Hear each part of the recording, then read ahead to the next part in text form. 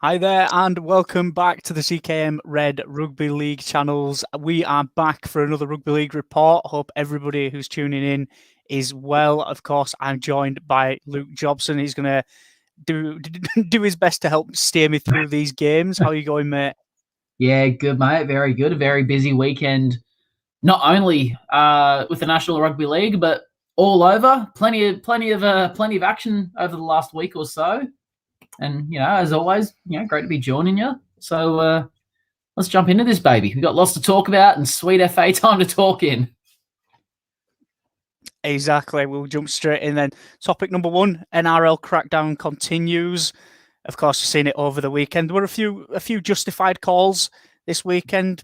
Vic Radley will be going up more likely to be going up in front of a jury this weekend than a judiciary after he tried to dismantle a few people unlawfully. I believe his hearing is maybe today, but there were a lot more of these dodgy sin bin calls, and it's fair to say that people are not the biggest fans of them right now.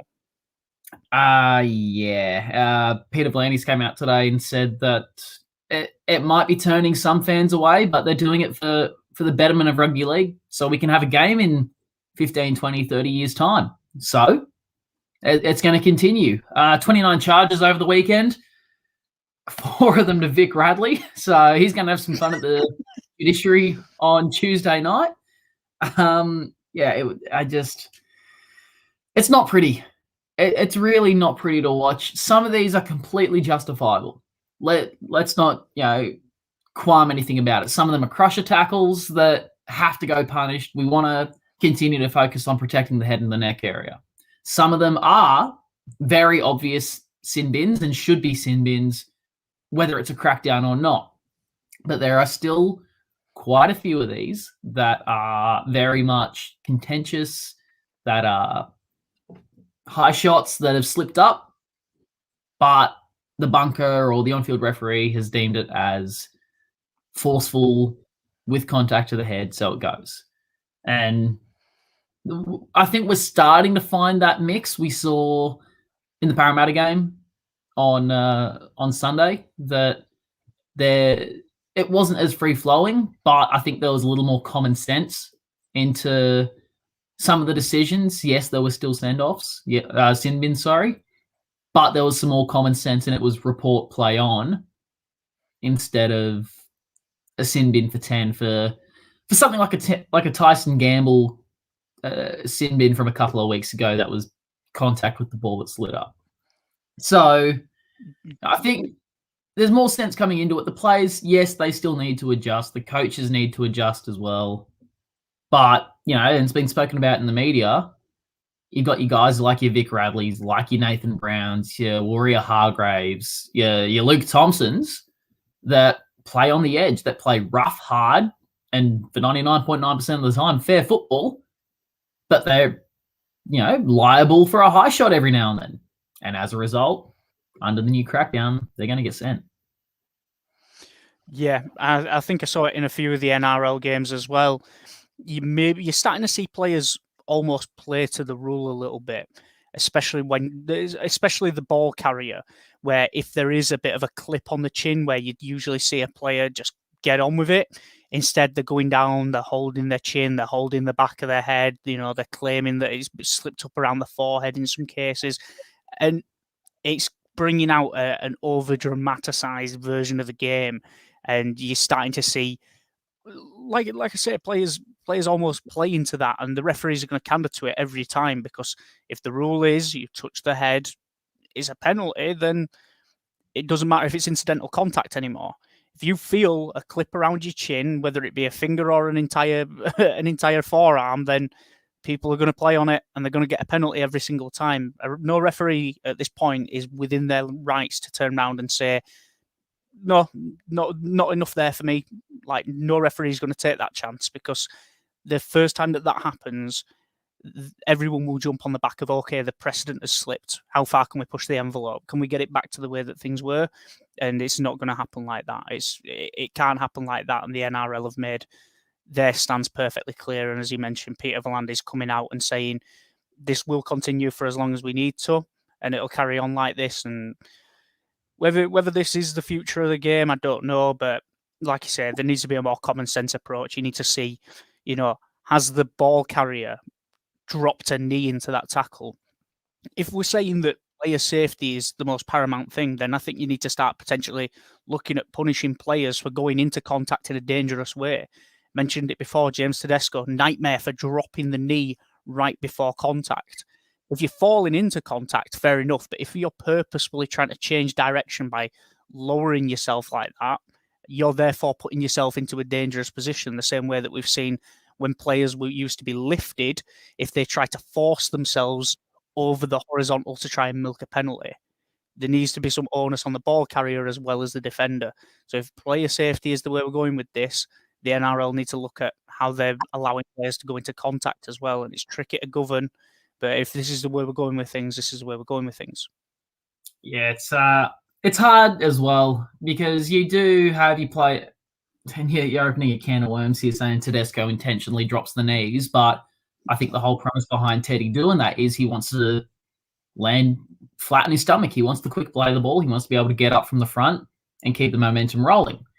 But you have the tackles where, under normal circumstances, they're hitting chest height, rib height, but the player slips. Or there's been, the momentum is taking him down, and it's now going from, a perfectly fine ball and all tackle to a forceful shot with contact to the head that's now going for 10. There's got to be that common sense between what is a serious high shot, a la something that we saw with Jason Taumalolo, Lachlan Burr, Josh Maguire when he got sent to the bin in record time. Again, there's got to be a feasible discussion between the players, coaching staff, and the NRL, not the referees, but the NRL, because they're the ones who are enforcing this crackdown. The referees are just the poor buggers who have to cop it. And they've got to discuss, right, where is the line? Is the line someone dropping the knees as they're about to get hit to get a quick flood ball, and as a result we hit them high? Is the line someone just happens to fall into a tackle? You can't have players having and making great tackles, ball and all tackles that slip up. Because if they hit the ball first or hit the shoulder first and then slip up, they can't be going for 10. Not unless they knock them out. If the force is that much that they have KO'd them, then okay, maybe. But for someone to hit the ball first and for it to ricochet up to the head and then for someone to be sent for 10, it just ruins the game. It ruins how mean. Yeah, well, how do you tackle a player then? Because if you're the first thing that you're taught is clamp the ball, then you need to be over the top of the ball, which means that you prevent an offload. Now what they're saying is if you hit over the top of the ball and it comes up and hits the chin, like they're not looking at where first contact is made anymore, and that's the differential in the rulings for me. It's no longer where first contact's made; it's where the contact finishes up. Barring the fact that if you hit them in the head and it stays in the head, then yeah, all the contact matters at that point. But we're treading a very, very fine wire as to which direction the sport goes at this point. And yes, people are going to fall out of love with it, but these are the rules. We're not paid to make those rules, unfortunately. And if we were, there'd be some changes. But we'll get off that gloomy topic and we'll talk about some of the actual on the field things. The two teams that caught your eye. I think when we were chatting, you said Penrith and Melbourne were absolutely on a tear at the minute, and the Seagulls as well. Seagulls have definitely caught your eye, and Tommy Turbo. Yeah, very much so. I mean, Penrith 56-12 win against really now full strength South Sydney team. Yes, it poses I think more questions about South Sydney than it does the Panthers. But 56-12 away from home against a South Sydney team that realistically is only missing Cameron Murray at this point. That's scary. That is very, very scary. Matt Burton is now a smoky for the New South Wales side with all these injuries and suspensions going on. He has turned out to be a huge smoky. Luai and Cleary just look as dangerous as ever, and it bodes very poorly for the Dogs this week. As for Melbourne, no Jerome Hughes, no Cameron Munster, no Harry Grant.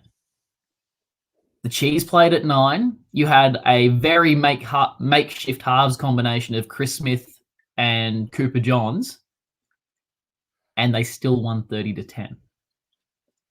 That is scary, because if they have a full-strength side, Nico Hines maybe sees 15 minutes on the field because Pappenhausen's at the back. But they come back from 10-0 down to win 30-10. Manly, if Tom Trbojevic can stay fit and they give themselves a decent enough record over the next couple of weeks, Manly, I could see as the one team that can knock this Panthers side off. And it's purely the Tom Trbojevic factor. If he stays fit, Jake looks better, Daly looks better. Lachlan Croker, for the life of me, I don't know how, has looked threatening the last couple of weeks. Ever since Tommy Turbo's come back, because teams are worrying and sliding whatever way that Tom looks, and as a result, it opens up gaps in the middle for your Crokers, for your Marty Tapau, Sean Kepi and Taniela Paseka. They've been fantastic.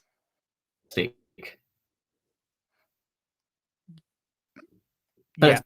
And you really worry, as a Manly fan, if Turbo plays all 3 Origin games and potentially gets hurt, you really worry that Manly might go back to being the Manly at the start of the year that just crap the bed. Yeah. I mean, I saw a stat the other day that said he's took 5 man of the match performances, and he's since coming back 6 games ago. Like, he's come back and he's making up for lost time. He obviously feels a little bit responsible for the injury, regardless of how it happened. And he's got the Seagulls firing red hot. He's terrifying. Like, he's everywhere and anywhere whenever you need him. It seems that wherever there's a pass, Trbojevic is on the end of it. Like, or if someone's throwing a pass and there's a gap created, it's Trbojevic that's made it. Like, it's ridiculous watching him at the minute. He's in the form of his life, and we'll be putting some content up a little bit later, because you have an opinion on Trbojevic at the minute, and Tedesco, I feel like he's copping some flack in this live show today, so we'll leave him alone at this point. But keep an eye out on the CKM page for that one. But of course, Tom Trbojevic is a well-regarded, he's a proud man of Serbian heritage. And with that, we'll go to our next topic of the Serbian wrap-up. There should have been 2 games this week, but there was just the one with Docil and Niš unfortunately falling through. So we'll go to Partizan beating Red Star in the dying seconds of the game. Red Star, they're a good 6 points up. 5 minutes to play. Game looks all wrapped. All of a sudden, Partizan break down the left edge. Managed to create a 2-on-1, turn poor Milo Sogovic inside out, and they go over close enough to convert. Then, Hail Mary play, 30 seconds left. Jasari just chips over the top. The ball just takes the most fortuitous bounce. He collects it, and Partizan are over to score in the corner. And they end up taking out a 30-26 win over Red Star in probably one of the closest games we've seen for some time. And it looked for all money that Red Star were home and hosed, and unfortunately Partizan just came back with a vengeance. Very much so. As I put it to yourself and Colin, our mate Colin Claywig, Red Star choked. I think they absolutely choked. Yes, it is a side that came in as underdogs against a Partizan side that has been lights out this year. But Red Star had the game sewn up, and that would have been a huge win with the mid-season break coming up, after this week. And so, credit to Partizan. They did what worked. They spread the ball. It's something that I've discussed with yourself and Colin on numerous live streams previously. They have to go outside. They have to pepper the Red Star wingers and the Red Star centres. And that's what they did in the last 5 minutes, and they scored 2 tries and win. But like surely at this point, and you can talk about it more because you obviously have a better insight into the team, but surely by this point, Red Star have identified that as a defensive weakness, not an attacking weakness, because their attack on the edge is superb, and young Fergus is looking better and better with every week he plays. But surely they are getting to a point where they've identified that, and they're either going out and looking for players that can fill that void and help them out defensively, or they're working on that defense. Because if they keep letting Partizan get through on the edges, and much like Dortchul last week, if they let Dortchul hit them on their edges, a lot of these games against Partizan, the Eternal Derby, it's always going to go Partizan's way. It's going to get to a point where potentially Dortchul spring up and cause an upset because they hit those wings. Yeah, and the one of the big problems that Red Star's facing right now is the fact that teams are exposing those weaknesses that for so long went untapped because of, I mean, it's hard to concede points when you're scoring constantly. When you're beating teams, 80, 90, 100 points every single week, your defence rarely gets tested. So when that level got brought up, it exposed those defensive frailties. And now we're seeing that. And, there were just little decisions that swung that game. I'm not talking official decisions. I'm talking in play, in play decisions where, there was an option on the inside. There was an option to go to the edges and inside, and instead the inside ball was taken when it should have gone out. And those decisions, they win and lose your games, and it comes from composure and being able to hold it down. And unfortunately, what Red Star showed there was a lack of composure, and it should have been closed that game out. When Partizan score and then they chip over on third from 25 meters out, when the game's that close, you shouldn't be allowing them within striking distance, regardless of how many tackles they've got up their sleeves. So, I mean, the Partizan, credit to them, like a lot of teams would have just bowed out at that point and said, we've got to score a try to level this, and then we need a drop goal or better to win this. And Partizan stuck with it, and they came up with the win. And they'll probably leave the field feeling that was an unjust win for them, and Red Star will feel it was an unjust loss. But the scoreboard reflects differently. Red Star for 65 minutes were the better team in that game. And unfortunately, just these defensive frailties that we discussed and those poor decisions ultimately cost. And thankfully it's a league game. If that's another cup knockout game, then those are the decisions that haunt you. Those are the missed tackles that they come back to bite you and keep you awake at night. But there's a lot to be worked on there. There's a lot of decisions that need to be made in certain positions, and the Red Star boys will all know that that's the case, and everybody needs to really step and fill what they can do and see what can happen from there, and how we fix those gaps and close that skill gap there. Yeah, I mean, very much so. We saw, we've mentioned it before, Dortchul took Red Star to the wire. Talking to Stefan a couple of weeks ago, he didn't realise how close it was until he walked off the field. So, he walked off like, ooh, okay, that's closer than we thought, closer than it should have been. And I'm sure Partizan are thinking the same thing with this game. Partizan came in as favourites. They let Red Star play, Red Star's game for 65 minutes. But, good teams find a way to win when they're not playing well. Partizan probably think that they didn't play well. They still got away with the win. It still keeps them well and truly on top in the league. And, it leaves a really sour taste, I think, in Red Star's mouth going into this summer break for international duty.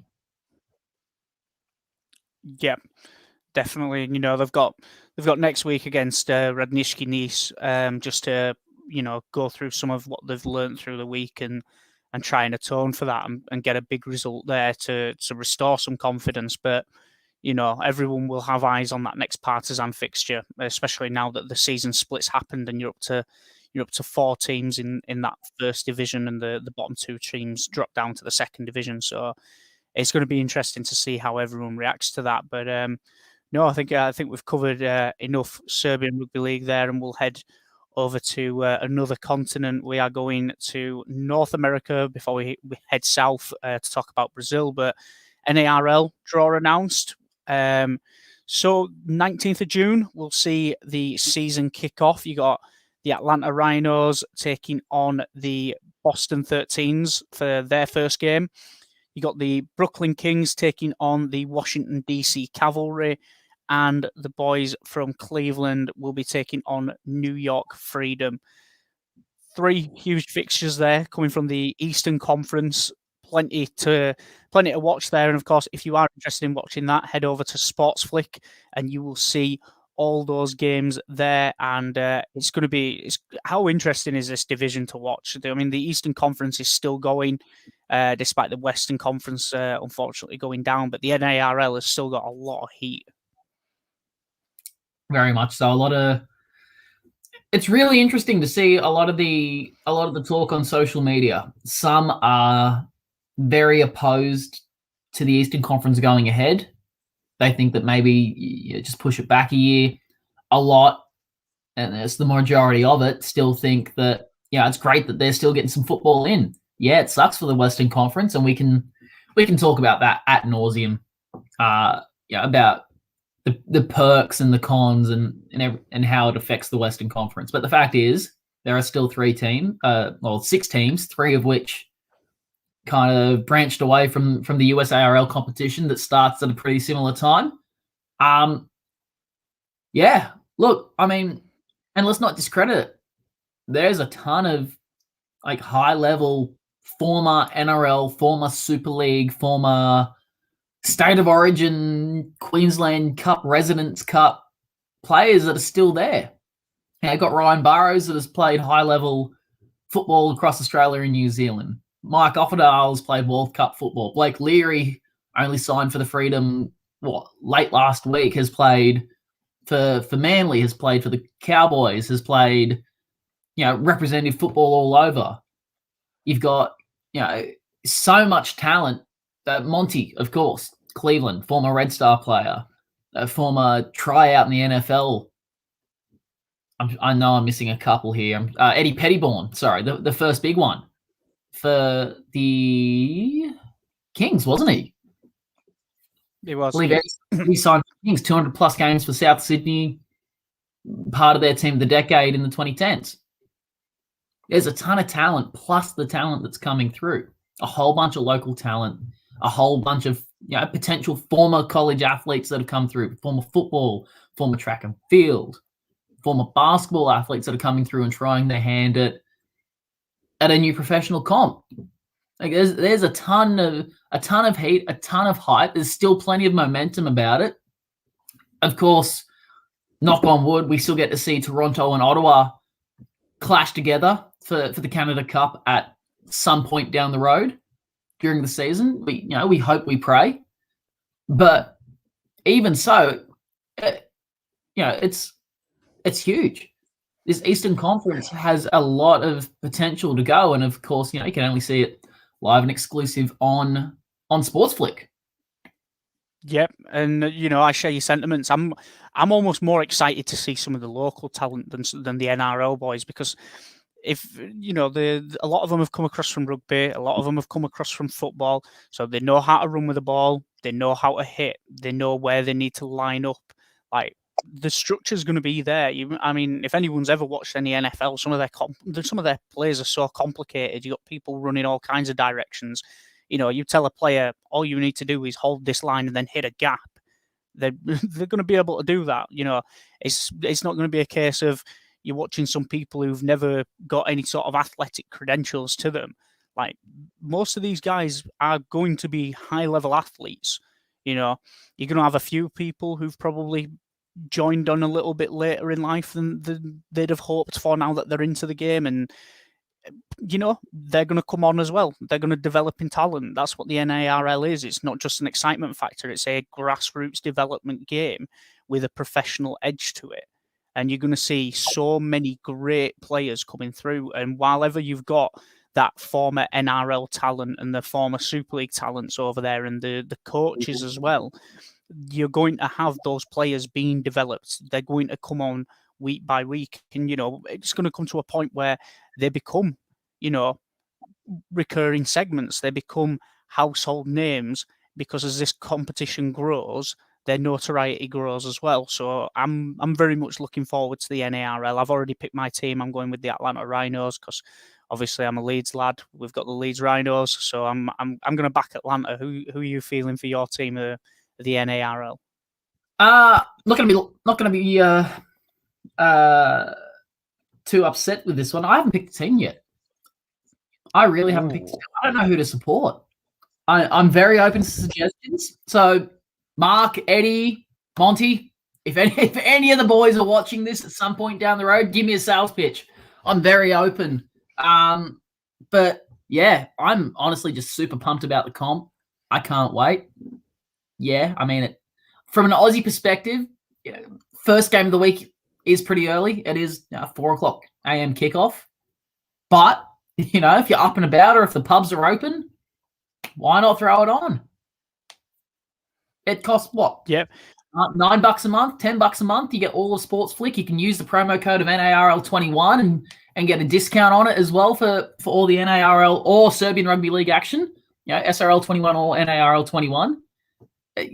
Why not? I mean, heck, for the Sunday ticket, you got 2 games at 2 and 4. Sometimes you have the triple header of 12, 2 and 4. Why not catch the last game of the NARL? It's a 9 a.m. kickoff. What else? Drink your coffee, eat your crumpets with Vegemite jam, whatever the hell you want.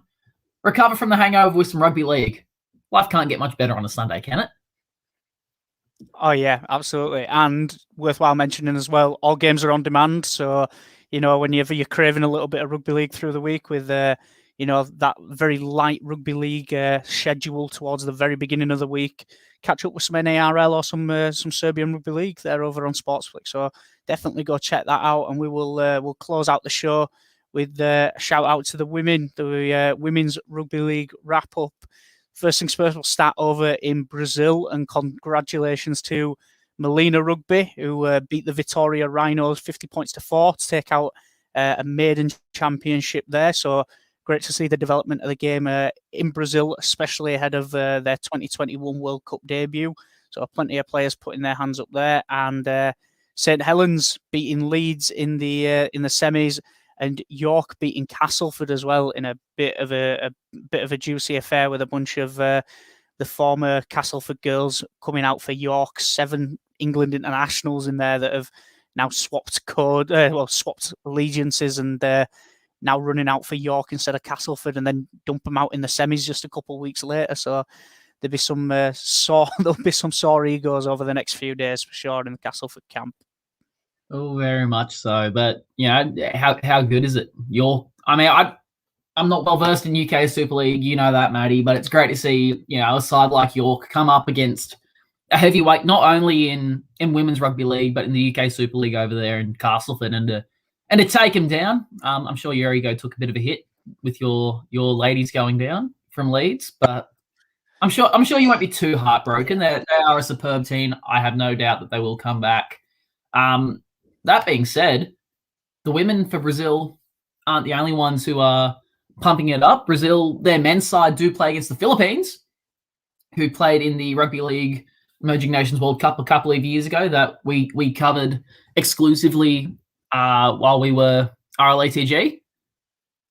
They play June 13th, I believe, at Kensington Oval here in Sydney. It's going to be a cracking game. From what I can tell, it's free entry, or if it is paid entry, it'll be $5. It's 3:00 kickoff on a Sunday in a pretty historic venue in Sydney. A nice, a nice boutique sort of area. I don't know if it's going to be live streamed. I haven't seen anything to suggest it. I'm sure Rob Bergen will keep us all up to date on Twitter, Facebook, and all the stuff. He does a fantastic job with rugby league within the Latin community. But get around it. Middle of June, I think. Yeah, that is a bye weekend as well for the NRL. So there's only going to be a couple of games rolling around. if I remember correctly. Get around it. Have some fun. Go support the international teams. Obviously, Brazil's women, the Amazonians, I think. I think so. They're obviously making the World Cup debut this year. Knock on wood. Please, Rona, please do us a favour. But get around the men. They're an up-and-coming team. Yes, it will be heritage players for the most part, but they've got a great base that they're starting to grow there. The Philippines were superb in the Emerging Nations World Cup a couple of years ago. It wouldn't surprise me if they play in a World Cup in the near-ish future, 1 or 2 World Cups time maybe. Get around International Rugby League while you can. There's some great sides. You've got Brazil, you've got Peru, you've got Uruguay, you've got all the Latin Heat teams that come through. India's got teams coming through. You've got your Pacifica teams, your Cook Islands, your Fijis, your Samoas, your Tongas. Get around it. We're grumpy about the NRL at the moment, but there's no better time to get around International Rugby League and Women's Rugby League as there is right now. And you know what? Since we are wrapping up Women's Rugby League, I'm clapping my hands to Queensland, and I never do that. They're working towards equal payments for men and women representatives for State of Origin. So I believe this year it's $8,000 to the women who get to represent their state, and next year I believe they bump it up to, it's either next year or the year after they bump it up to 15, but it's that progression up. Love to see it. Love to see that. Yes, the women's game doesn't bring as much money in. There is no denying that. But that's the one opportunity that these women get to play for their state. They have to go through the same process. They bust their ass week in and week out to get that chance. And Queensland said, we recognise that. We're going to pay you the same as the boys. Kudos to Queensland Rugby League, because that is a huge step in the right direction for women in our game. Yeah, absolutely. And as you mentioned, maybe the marketing's not quite there just yet, but the more money is given into the women's game, the more stars you bring, the more money it brings. So, it's an investment, and it's great to see that they are taking that time and investment, because there are so many gun players that are in the women's competition. And you know what?